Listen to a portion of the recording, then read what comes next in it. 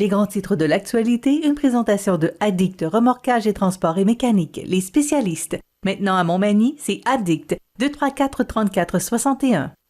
Addict Remorquage et Transport, des professionnels qui peuvent vous aider dans une situation d'enlisement ou simple remorquage. Grâce à ses équipements de haute performance, Addict, c'est aussi le service de transport de tout genre et de mécanique. Maintenant à Montmagny, c'est Addict Remorquage et Transport au 234-3461.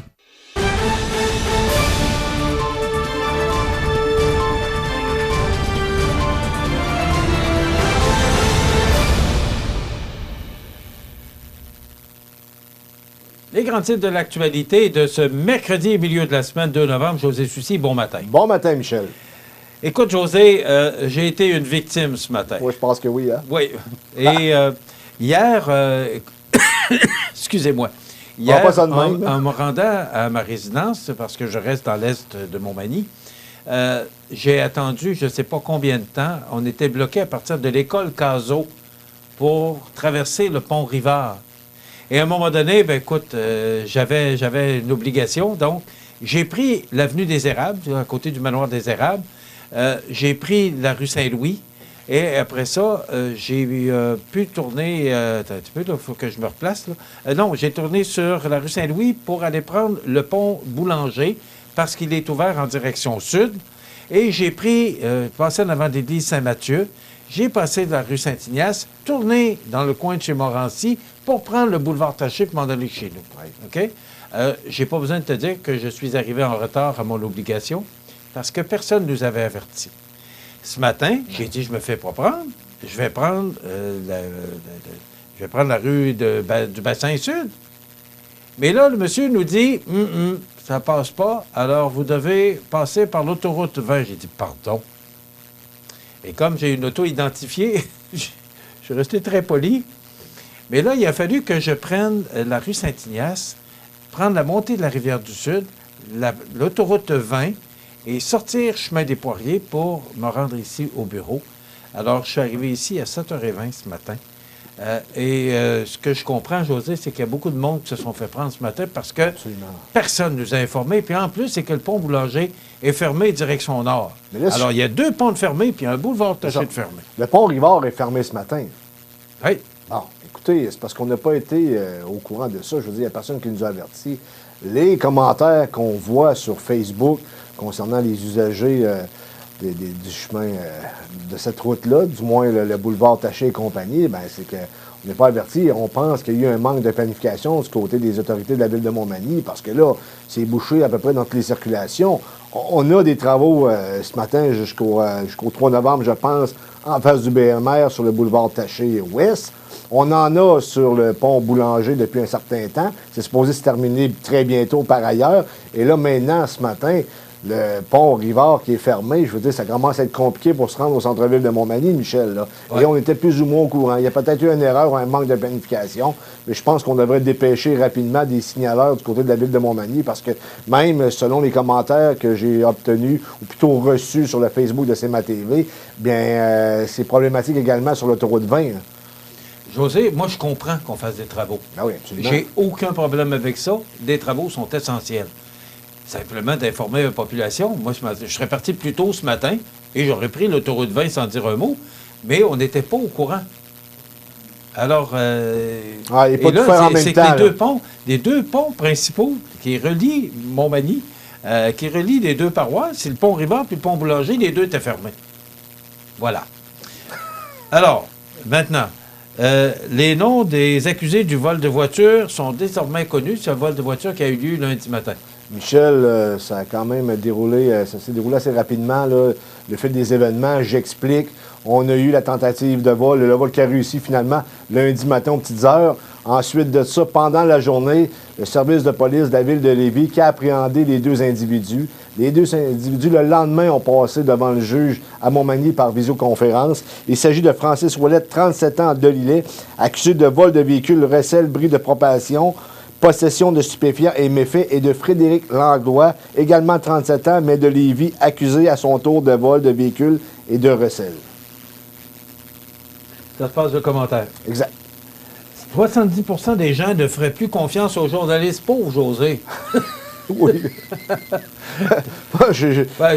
T'es peut-être dans le 30 %. Oui, peut-être. Je demande la compassion du public ce matin. Mais écoute, Michel, parce que là, je te mets un peu dans le bain. Là, c'est que vendredi dernier, l'émission de Stéphane Bureau, là, Le Monde à l'envers, qui est une émission où on débat, et ils ont fait un sondage auprès de 5000 personnes et les résultats sont accablants pour les journalistes, là, parce que 70 % de la population, selon ce sondage-là, ne font plus confiance aux journalistes. Ben, je comprends pas, parce que pourtant, les gens se fient qu'aux journalistes pour avoir de l'information. Oui, mais en même ils temps, vont prendre Michel, l'information où s'ils ne font pas confiance aux journalistes? Je suis d'accord, mais ça veut dire beaucoup de choses ce matin. Je pense que mon corps de métier doit se regarder un peu parce que, écoute, localement, on fait de notre mieux. Ça arrive de faire des erreurs, bien entendu, Michel, mais je te dirais plus au national, surtout pendant la crise covidienne, il y a des dossiers qu'on n'abordait pas par principe qu'on on voulait pas amener des débats supplémentaires. Je peux pas te dire, Michel, là, sauf qu'il y a des gens qui ne se sont pas reconnus pendant la crise covidienne avec le travail qui s'est fait dans nos grands médias nationaux. Et la crise est partout, pareil, je pense, en Occident. Là. Aux États-Unis, c'est quand même, on se souvient que CNN, c'était parti d'une plateforme spéciale, puis après 2 semaines, il a fallu qu'ils ferment les livres parce que ça ne fonctionnait pas du tout. Là. Il y a vraiment une crise. Il va falloir que les journalistes, mon corps de métier, on travaille à rétablir la confiance du public. Mais en même temps, ça va passer aussi avec une plus grande confiance envers le gouvernement, parce qu'on le sait, avec le système de santé, on y croit de moins en moins. J'entends les commentateurs sur la scène nationale et les gens là, sont de plus en plus inquiets face à ce qui se passe relativement au système de santé et de la gestion même du gouvernement. On a l'impression qu'il n'y a rien qui fonctionne dans le bon sens. Michel, que ce soit au fédéral comme au provincial, au fédéral, j'en parle quand même régulièrement. On a littéralement doublé la dette canadienne depuis 2015, depuis l'arrivée de Justin Trudeau. Il y a une crise de confiance envers nos institutions publiques et nos élites. Il va falloir que nos élites et le corps de métier des journalistes, on travaille à rétablir la situation parce que 70 % des gens sondés ne font plus confiance aux journalistes. J'ai jamais vu ça, Michel. Pénurie du personnel au laboratoire de l'hôpital de Thetford Mines, l'association des professionnels là, qui met en garde la population de Chaudière-Appalaches, parce que là, c'est Thetford, mais Chaudière-Appalaches, c'est la Beauce, c'est Montmagny. Exactement. Là, je te lis un peu ce qui a été dit à ce sujet-là. Un bris de service au laboratoire signifie que les opérations majeures seront reportées ou déplacées en dehors du territoire, que les soins intensifs se retrouvent eux-mêmes sur le respirateur artificiel, qu'il faudra carrément détourner des ambulances et que les accouchements ne pourront plus avoir lieu à l'hôpital de Thetford Mines en raison du manque de personnel à la banque de sang. Met en garde Mélanie Lapointe, représentante nationale de l'APTS dans la région de Chaudière-Appalaches. C'est notre région, Chaudière-Appalaches. Ça veut dire que si on a des problèmes à Thetford Mines, éventuellement, on va avoir des problèmes à Montmagny également. On a commencé à avoir des problèmes d'ailleurs. Et même qu'il y a des gens qui sortent pour dénoncer la situation. On a eu des représentants du syndicat concernés récemment là, qui ont dit que ça n'avait pas de bon sens. Et également, les gens ont peur de nous parler par peur de représailles aussi. Là. Il y a un problème. Là. Je me retrouve plus. Là. C'est plus le Québec que j'ai connu jadis, parce que là, on est dans une situation où ça ne va pas très bien. Et c'est pour ça que je te dis qu'il y a une crise de confiance également envers notre système politique. Notre système de santé est malade. Oui, c'est le cas de le dire. C'est le cas de le dire. J'espère qu'on on va rétablir la situation à un moment donné. Le ministre Dubé a toute une job devant lui pour remettre le système de santé sur ses rails. Exactement. José, il y a 2 sujets que je vais absolument aborder avec toi ce matin. On sait que récemment, le Parti québécois et le Parti Québec solidaire ont refusé de prêter serment devant Charles III, oui. le nouveau roi. Hier, le président sortant de l'Assemblée nationale, François Paradis, a dit qu'il devait et il obligeait la sergente d'armes à obliger tout le monde à prêter serment devant le roi, sinon ils ne peuvent se présenter à l'Assemblée nationale. Exactement. Et hier, le Parti québécois, entre autres, là, monsieur Paul Saint-Pierre Plamondon. Pardon? PSPP, Paul Saint-Pierre Plamondon. Non, c'est celui de... Pascal Bérubé. C'est ça, qui a dit que il ne prêterait pas serment. Ça va faire quoi, là? Parce que là, le retour à l'Assemblée nationale, c'est le 29 novembre prochain.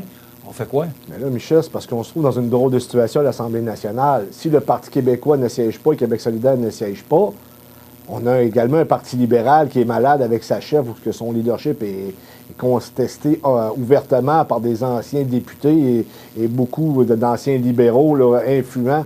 de cette formation politique-là. Donc, avec 90 députés élus à l'Assemblée nationale pour la CAQ, qu'est-ce qui va se passer à l'Assemblée nationale?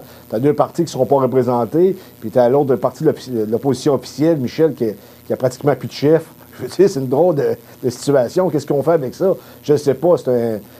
Écoute, c'est une épreuve de force entre le Parti québécois, Québec solidaire et le gouvernement en place concernant cette question-là, jusqu'où ça va aller. Est-ce que ça va créer un précédent qui va faire en sorte qu'on va activer ou accélérer la fin de la monarchie au Canada? J'en ai aucune espèce d'idée, mais c'est du jamais vu pour moi. On va voir ce que ça va donner au fil des événements, Michel. Là, mais... Il y a eu un vote à la Chambre des communes la semaine passée. Ouais. Et c'est une motion qui a été présentée par le Bloc québécois pour justement sortir la monarchie et ça n'a pas fonctionné. Il y a eu plus de votes pour garder la monarchie que de la sortir. Ça, je m'en attendais parce que c'était à Ottawa. À Ottawa, on est quand même, je te dirais... oui, ça aurait pu... Ça aurait pu arriver. Écoute, c'était une bonne guerre. Le Bloc québécois, je pense, qu'il a bien agi parce qu'il a provoqué un peu la situation. Il faut bien qu'il se rende lucide aussi, là, parce qu'il y a de plus en plus de gens qui se posent des questions concernant la pertinence du Bloc à Ottawa. Malgré ça, Michel, là, il y a une problématique de fond qui est en lien avec Charles III. On sait qu'il est beaucoup moins populaire que la reine sortante, Élisabeth II, qui est malheureusement décédée pour les gens qui l'appréciaient. Michel, ça reste à suivre. Je ne peux pas t'en dire davantage ce matin, là, mais ultérieurement, on va en parler beaucoup plus. Et je peux pas te prédire qu'est-ce qui va sortir de tout ça, Michel. Là, ça reste à suivre. Là. On parle de la Constitution, puis on parle de symboles extrêmement forts au Canada, parce que le Canada, on le sait, là, on vient de l'Europe essentiellement. Là. Je veux dire, il y a 2 peuples fondateurs, voire 3. Il y a les Amérindiens, les Autochtones. Il y a les Canadiens anglais et les Canadiens français. Les Canadiens anglais, c'était des loyalistes majoritairement qui sont partis des États-Unis parce qu'ils ne voulaient pas embarquer dans leur indépendance. Et nous, les Canadiens français, qui ont été conquis par les armes et qu'on est sous la domination de la couronne britannique. Ça reste à suivre, Michel, mais c'est quand même assez intéressant. C'est une première pour moi. Je ne peux pas vous en dire plus. On va voir qu'est-ce qui va arriver là, au fil des jours, finalement. Alors, on vous laisse au cours d'histoire avec José. Je vous reviens. Hey, José, je vais te parler de Dominique Andelade. Mme Nichols, qui a refusé hier de reprendre sa place au caucus libéral. Ça va pas bien pour Mme Andelade. Écoute, semblerait-il qu'elle veut continuer à s'accrocher là, à son poste, là, mais je pense que c'est une question de jours, voire de semaines là, au maximum. Mais elle devra partir parce qu'il y a de plus en plus de ténors, comme je l'ai dit précédemment, qui veulent son départ. Ça ne prenait pas une grosse poussée, là. Non, mais écoute... Parce qu'avec l'élection qu'on a connue le 3 octobre pour le Parti libéral, ça ne prenait pas une grosse poussée, mais là, c'est un peu la goutte qui a fait renverser le verre. Ça prenait le fait qu'on n'ait pas ou qu'on ne commette pas d'erreur du côté de Dominique Andelade, alors qu'il y en a déjà eu. Là. Je veux dire, la députée, là, Mme Nichols, là, elle n'a pas voulu réintégrer à la demande de Mme Andelade le caucus libéral. Elle en a même ajouté en disant que c'était pas la place, ça n'était plus la place de Dominique Andelade à la tête du Parti libéral du Québec. Qui, rappelons-le, le Parti libéral, Michel, c'est un parti historique au Canada et au Québec. Jadis, c'était la meilleure machine politique de la Confédération canadienne. Maintenant, là, cette machine-là n'est plus l'ombre d'elle-même. Et comme je t'ai dit, Michel, la pression augmente. Et je ne serais pas surpris que d'ici une semaine ou deux, peut-être même moins, là, que Dominique Andelade annonce son départ. Et ce qui pourrait arriver pour elle, pour sauver les meubles, c'est qu'elle reste députée et qu'il y a un nouveau ou une nouvelle chef.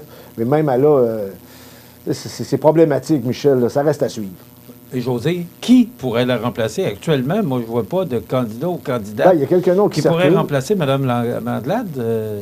Alain Reyes, ce nom-là circule. Tu sais c'est qui, Alain Reyes? Ben oui. C'était le député du Parti conservateur du Canada qui a démissionné du caucus. Pourquoi? Qui est devenu indépendant?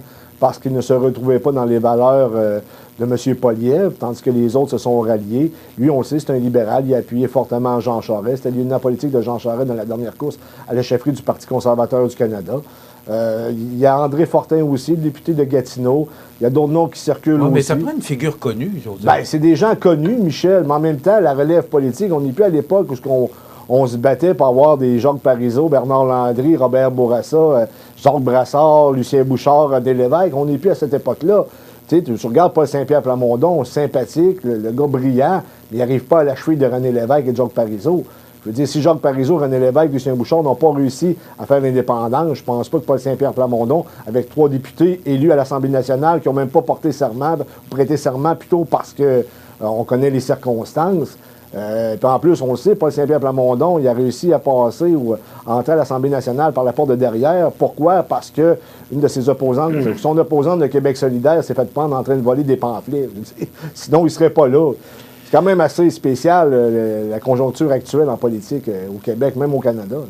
Ça va être intéressant à suivre au cours des prochains jours, des prochaines semaines. José, je veux juste apporter un point. Oui. Hier, tu m'as repris quand j'ai dit pont, alors qu'on parlait du tunnel Hippolyte Lafontaine. Semblerait-il qu'il y a les deux. Le maire Lorrain, qui nous regarde tous les matins, m'a dit qu'on avait gagné tous les deux. Parce qu'on dit pont-tunnel, donc un est aussi bien employé que l'autre. Donc, le pont-tunnel Hippolyte Lafontaine est fermé à circulation. Louis Hippolyte Lafontaine. Hey, merci, José. Demain, on reçoit André Thibault, coordonnateur du Salon du Livre de la Côte-du-Sud. Bonne journée.